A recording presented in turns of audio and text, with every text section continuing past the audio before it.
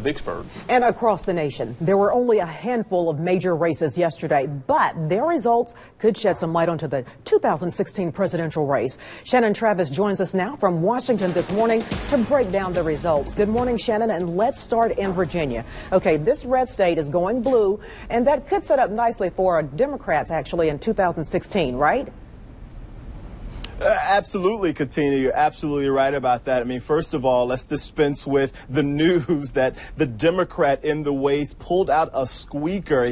Terry McAuliffe, he was the Democrat running. He's going to be the next Democratic governor replacing the Republican governor of Virginia.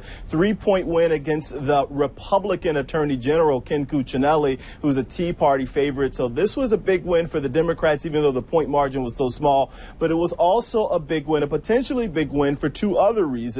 Named Hillary Clinton. If she decides to run, this could set her and the Democratic Party up very nicely in 2016. Terry McAuliffe is a very close friend of the Clinton. He's worked with them and for them for a while. He was former DNC chairman. Both of them, Bill and Hillary Clinton, campaigned for him in Virginia. So this could set her up very nicely should she choose to win, not only having Terry McAuliffe as governor, but also the fact is, as you mentioned before, that Virginia, a Republican state, has been trending blue in these last few cycles. What we're going to do now is move north a bit to New Jersey because all eyes are on Governor Chris Christie, and he says this is his last run for New Jersey governor. So what do you think he's eyeing next? I don't know. I'm sure it's not dog catcher.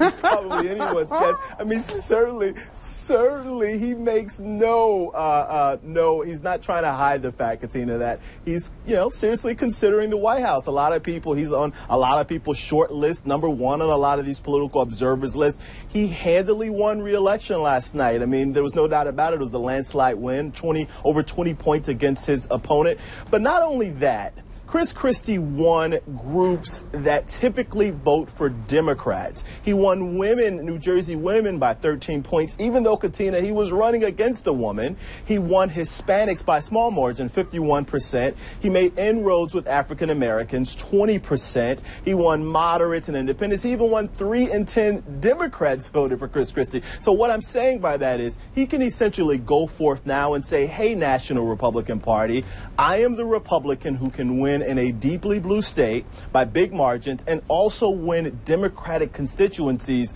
I should be the one that you run for president in 2016. So anyone's guess, of course, whether he will run or Hillary Clinton will run, but I can tell you this much, a lot of people are hoping that they will. That will be the race of a lifetime. I covered the last election. I would definitely jump on board if those two ran against each other. Absolutely. It would be very interesting. So I need you to put this all in perspective for us, Shannon.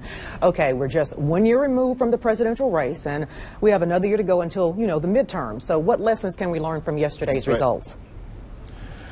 Well, what lessons, if you dig down deep into the numbers and the results, that's a very important question. I think for the Democrats, what they need to know is that Obamacare, the nation's health care law, is very unpopular. Even though the Democrat edged out this squeaker in Virginia, exit polls show that a majority of Virginia voters were against the law. Now, Ken Cuccinelli, had his issues. He's a flawed candidate in a lot of ways. Didn't run a stellar campaign. But Obamacare is deeply unpopular. So Democrats need to learn the lesson about what happened, the animosity towards the Obamacare, and go forward with their strategy. In terms of Republicans, they need to think about the Tea Party. Ken Cuccinelli was a Tea Party darling. He didn't manage to win. So Republicans need to think about whether or not they will continue to embrace that wing of their party. And obviously, both those issues are going to resonate across the country. All right, Shannon Travis breaking it all down for us there from D.C. Why these elections yesterday should matter to all of us. Shannon, thank you very much.